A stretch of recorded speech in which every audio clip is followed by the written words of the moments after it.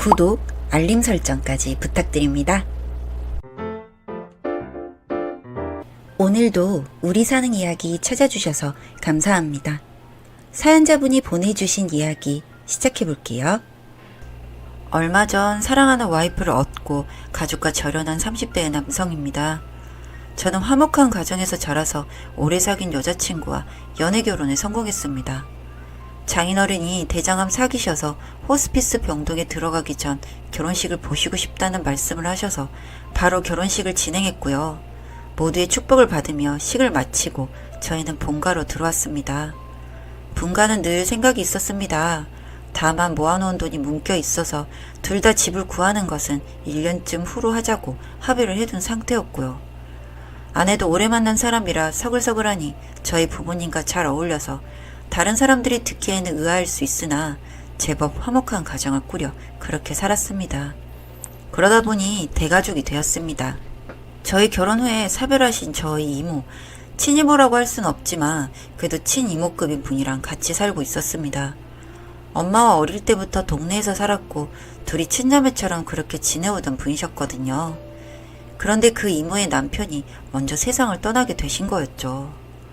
워낙 금슬이 좋으셨던 분들이라 혹시나 무서운 생각이라도 하실까 두렵다며 저희 어머니가 완강하게 데리고 들어오셨죠. 아내는 역시 좋은 성격을 발휘해서 이모하며 잘 따랐던 것 같습니다. 그렇게 혼인신고를 한 후 신혼생활을 즐기다 보니 운 좋게도 청약에 당첨되었습니다. 잘 풀리는 나날이었죠. 거기 들어가서 살 거면 굳이 분가를 했다가 이사할 거 없이 그냥 집에서 살라는 저희 부모님의 말씀에 깊이 감사하고 이사를 미루었죠. 벌써 3년 반 전의 일입니다. 그런데 그러던 어느 날 생각하고 싶지도 않은 일이 일어났습니다. 회사에서 열심히 일을 하고 있었는데 갑자기 전화가 오더라고요. 모르는 번호라 받지 않았는데 계속 울렸습니다. 그래서 밖으로 나와 통화 버튼을 눌렀죠. 여보세요? 김수희 씨 남편 되시는 분입니까? 아내 되시는 분이 사고가 나서 지금 병원에 계십니다. 긴급 수술에 들어가야 해서 빨리 와주셔야 할 것 같습니다. 뭐라고요? 거기가 어딥니까? 당장 택시를 잡아타고 병원으로 달려갔습니다. 그렇게 탐스럽고 예쁘던 검은 머리카락이 온통 피로 젖어 있더라고요. 흰 시트 위를 적신 핏자국에 정신이 아득해졌습니다. 옷도 제대로 못 걸치고 온 것인지 맨몸에 가디건만 덜렁 걸쳐놓고 아슬아슬. 평소에 그렇게나 단정하던 여자가 이렇게 엉망이 된 모습으로 누워있는 걸 보니 딱 돌아버리겠더군요. 동의서에 사인을 하고 들은 사고는 더 저를 돌아버리게 만들었습니다. 정말 터무니없는 일이었거든요. 단순합니다. 집에서 샤워를 하고 나오다가 비누를 밟고 뒤로 미끄러졌다고 하더군요. 재수없게도 벽리에 머리를 박고 타일에 피부가 찢어졌다고 했습니다. 저렇게 피가 나는데 출혈은 문제가 아니라고 하더군요. 뇌출혈이 문제라고 했습니다. 뇌가 많이 부어서 머리를 절개해 열어야 한다고 했습니다. 그렇게 수술을 마쳤고 아내는 소위 말하는 식물인간 상태가 되었습니다. 그 다음은 지옥이었죠. 와이프는 병원에 누워만 있었는데 대학병원 입원비가 감당되지도 않고 병실도 비워줘야 한다 하더군요. 그래서 요양병원으로 사람을 옮겼습니다. 몸이 굳지 않게 재활을 도와주고 딱 사람 숨만 붙여놓더라고요. 낡은 이불을 덮고 숨만 쉬고 있는 내 여자를 보니 저도 살기가 싫었습니다. 차라리 죽지 그랬냐. 그럼 내가 따라라도 갈 수 있지. 욕창이 생기지 않게 몸을 젖은 수건으로 닦아주면서 늘 되뇌이던 말입니다. 나중에는 모은 돈으로 감당이 안 되길래 투잡 개념으로 사업도 시작했죠. 그런데 참 사람이 재수가 없는 건지 좋은 건지 이 일이 잘 되어 제법 큰 돈을 손에 넣었습니다. 본업이었던 회사도 그만두고 와이프의 간병에만 매달렸죠.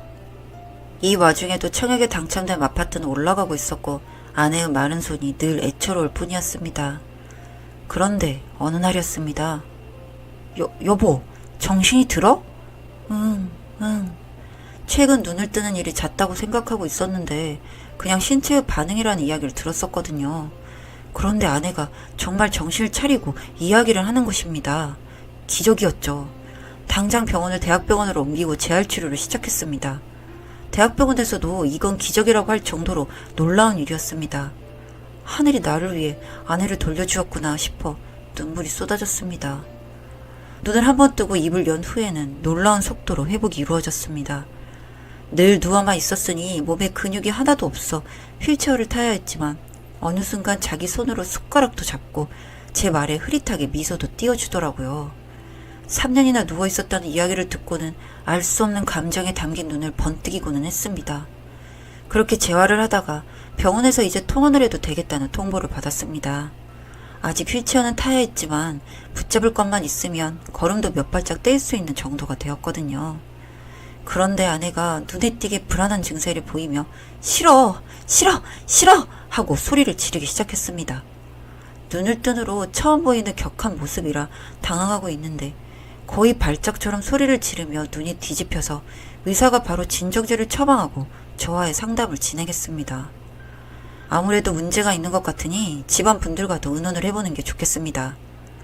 의사 선생님들의 조언을 듣고 부모님과 이모님께 이야기를 하기로 했습니다. 사실 혹시라도 과한 희망을 가질까봐 일부러 아내가 깨어난 사실을 숨기고 있었거든요. 사실 그동안 이모와 아버지는 계속 와이프를 포기하라고 이야기를 하셨기도 합니다. 뇌사 상태나 다름없는데 그냥 연명치료 포기하고 보내주자고요. 그런데 안 그러길 잘했다는 걸 와이프의 나아진 상태로 증명하고 싶은 마음도 있었고요. 어머, 정말 잘됐다. 발랄하게 소리치며 제 손을 덥석 잡으신 분은 바로 이모님이었습니다. 어머니는 기쁜 마음의 눈물만 뚝뚝 흘리고 계셨죠. 다만 마음에 걸리는 것은 아버지의 반응이었습니다. 그래, 어찌 말은 제대로 할 수 있고 바보가 된 것은 아니고?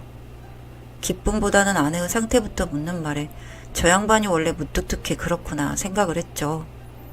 아직 말은 제대로 못하는데 재활을 꾸준히 하면 된다고 해요. 그래. 아버지가 어딘가 꺼림칙한 표정을 숨기지 않으시더군요. 이렇게 실망할 것 같아 미리 이야기를 안 했는데 잘했던 일이구나 싶어 조금 씁쓸해졌죠. 그리고 이 이야기를 묻고 아내의 재활에만 집중을 했는데 어느 날 사업체 출장에 다녀왔더니 와이프가 봉투 하나를 내주더라고요. 이게 뭐야? 읽어봐. 아직 길게 이야기하는 것은 부담스러워 이 사람이 나한테 편지를 썼구나 싶었죠. 그리고 눈이 뒤집혔습니다. 손으로 하나하나 타이핑해서 프린트한 것 같은 그 A4 용지에는 사고가 난 날 있었던 일들이 빼곡하게 적혀 있더라고요. 오빠, 내가 비누를 밟고 미끄러졌다는 건 사실이 아니야. 나는 집에 들어가기가 무서워. 나 그날 샤워도 안 하고 있었고 마트 다녀온다고 밖을 나갔었는데 마트까지 가서 지갑을 찾으니까 지갑이 없는 거야.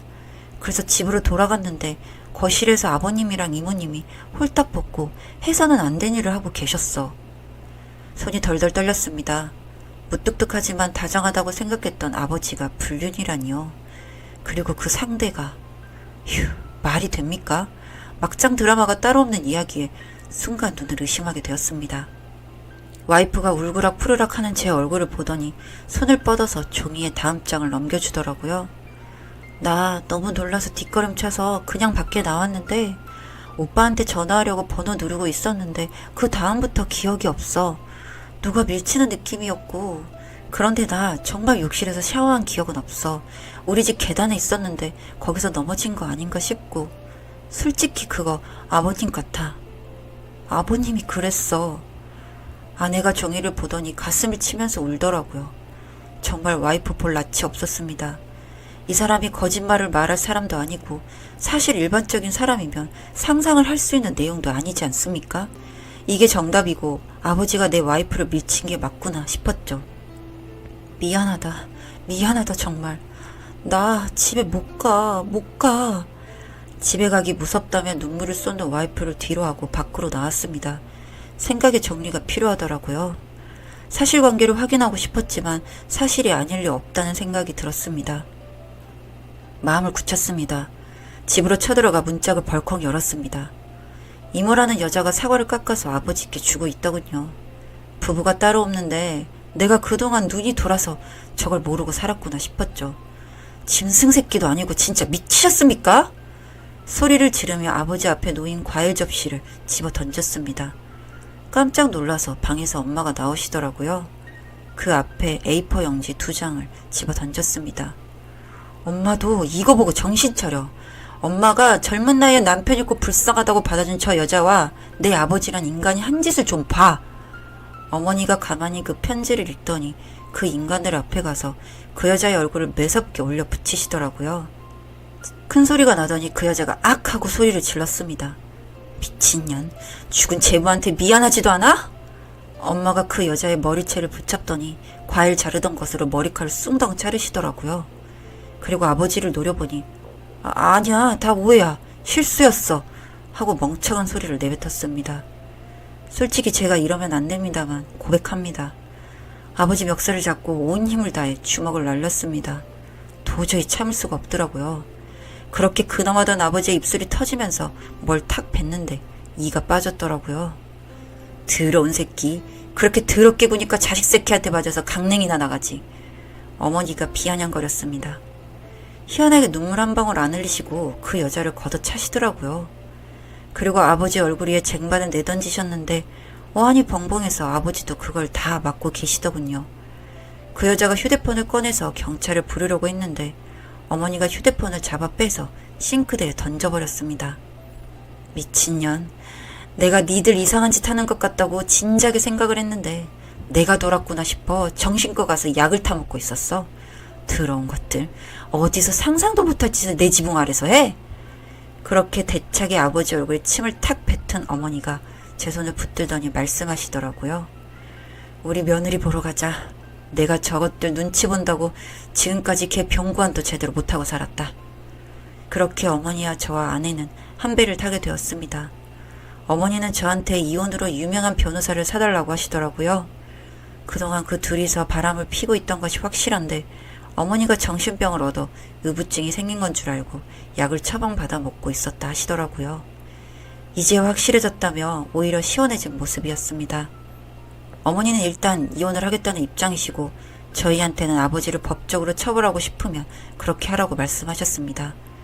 저희 부부는 일단 회복에 전념하고 있고 그 후에 법적인 절차를 밟을 예정입니다. 사연은 여기까지였고요. 우리 사는 이야기 시청해주셔서 감사합니다.